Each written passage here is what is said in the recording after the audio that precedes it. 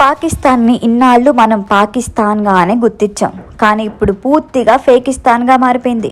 యుద్ధానికి సంబంధించి fake news ప్రచారంలోకి తెస్తూ గందరగోళం సృష్టించే ప్రయత్నాలు చేస్తోంది ఫేకిస్తాన్ సోషల్ మీడియా బ్యాచ్.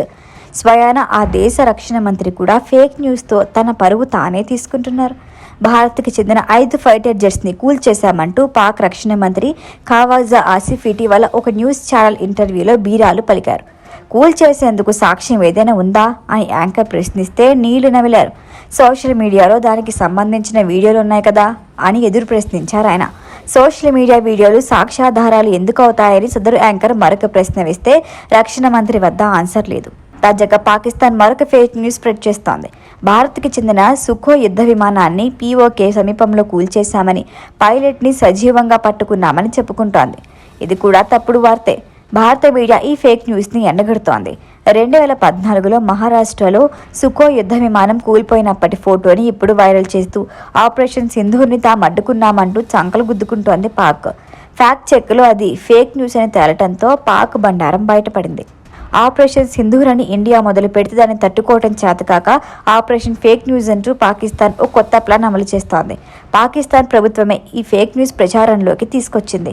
తాజా యుద్ధానికి సంబంధించి పాక్ విజయాలు అంటూ 8 వైరల్ వీడియోల్ని అక్కడ సోషల్ మీడియా హైలైట్ చేస్తూ వార్తలిస్తోంది. ఆ 8 వైరల్ వీడియోలు పూర్తిగా ఫేక్ అని తెలిపింది. పంజాబ్లోని జలంధర్పై డ్రోన్ అటాక్ చేశామని చెప్పుకుంటోంది. దానికి సంబంధించిన ఒక ఫేక్ వీడియోని వైరల్ చేస్తోంది. ఇక భారత్కి చెందిన 20 రాజ్ బెటాలియన్ని పాకిస్తాన్ ధ్వంసం చేసిందంటూ మరొక వార్త హల్చల్ చేస్తోంది. దీనికి నిరసనంగా కొన్ని వీడియోలు తెరపైకి వచ్చింది. అయితే భారత్లో అసలు 20 రాజ్ అనే పేరుతో బెటాలియనే లేదని సైనిక వర్గాలు క్లారిటీ ఇచ్చాయి. పాక్ సోషల్ మీడియా ఏ స్థాయిలో బరితెగించిందో దీన్ని బట్టి అర్థం చేసుకోవచ్చు. 2020లో బీరూట్పై జరిగిన దాడి వీడియోలని వైరల్ చేస్తూ పాకిస్తాన్ ఎయిర్ స్ట్రైక్గా దాన్ని పేర్కొన్నారు. రౌజారీలో ఆర్మీ B గ్రేడ్పై ఆత్మాహుతి దాడి జరిగిందనే వార్త కూడా ఫేక్ న్యూస్ అని తెలిపింది. యుద్ధంలో భారత క్షిపణుల్ని ఎలా ఎదుర్కోవాలో ఆలోచించకుండా ఈ ఫేక్ న్యూస్తో పాకిస్తాన్కి పనేంటి అనే అనుమానం మనకి రావచ్చు. కానీ ఈ ఫేక్ న్యూస్తో భారత్లో గందరగోళం సృష్టించడమే వారి పన్నాగం. యుద్ధం వల్ల భారత్ కూడా నష్టపోతుందని నమ్మించి యుద్ధం వద్దని ఇక్కడ డిమాండ్లు మొదలయ్యేలా చేయాలనుకుంటున్నారు. అప్పట్లో గ్లోబల్స్ ప్రచారం అనేవారు కదా, ఇప్పుడు పాకిస్తాన్ కూడా అదే చేస్తోంది. ఓడిపోయే దశలో ఉన్నా కూడా మనమే గెలుస్తున్నామని పాకిస్తాన్ ప్రజల్లో ఒక నమ్మకాన్ని సృష్టించే ప్రయత్నం చేస్తున్నారు.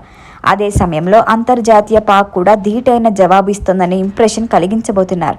కానీ సోషల్ మీడియా యుగంలో ఫేక్ న్యూస్ ఎంత ఫాస్ట్గా ప్రచారంలోకి వస్తుందో అది ఫేక్ న్యూస్ అనే నిర్ధారణ కూడా అంతే స్పీడ్గా వస్తుంది. పెహల్గాంలో పర్యాటకులపై తూటాలు ఎక్కుపెట్టడం పాక్ చేసిన మొదటి తప్పు. దానికి బదులుగా భారత్ ఆపరేషన్ సింధూర్ మొదలుపెట్టింది. అయితే మనం కేవలం పాకిస్తాన్లోని ఉగ్రవాద శిబిరాల్ని మాత్రమే మట్టుపెట్టాం.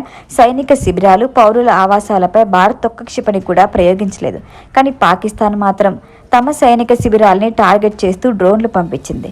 వాటిని మన క్షిపణి రక్షణ వ్యవస్థ చీల్చి చెన్నాడింది. పాక్ ఎలాగూ బరితెగించింది కాబట్టి భారత్ కూడా పాకిస్తాన్ సైన్యాన్ని ముప్పు తిప్పలు పెట్టేలా దాడులు చేస్తే ముమ్మరం చేసింది. ఈ దాడులను తిప్పికొట్టడం పాక్ అసాధ్యం, కనీసం అడ్డుకోవటం కూడా వారికి చేత కాదు. అందుకే తమకి అలవాటైన సత్య ప్రచారం మొదలుపెట్టారు. కనీసం ఫేక్ న్యూస్లో అయినా తమది భారత్పై పైచేయని నిరూపించుకుంటున్నారు. యుద్ధం వల్ల ఏ దేశానికి కూడా లాభం ఉండదు. అలాగని ఉగ్రముఖుల దాష్టికాల్ని మనం చూస్తూ ఊరుకోకూడదు. ప్రస్తుతం భారత పాక్ దాడుల వల్ల పాకిస్తాన్కి ఎక్కువ నష్ట నివారణ చర్యలు తీసుకునే దశలో కూడా ఆ దేశం లేదు.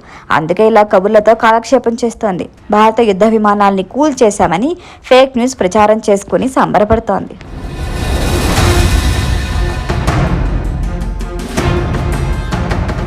ఈ వీడియో కనుక మీకు నచ్చినట్టయితే లైక్ చేయండి, షేర్ చేయండి, సబ్స్క్రైబ్ చేయండి. అలాగే పక్కనే ఉన్న బెల్ ఐకాన్ని క్లిక్ చేయండి.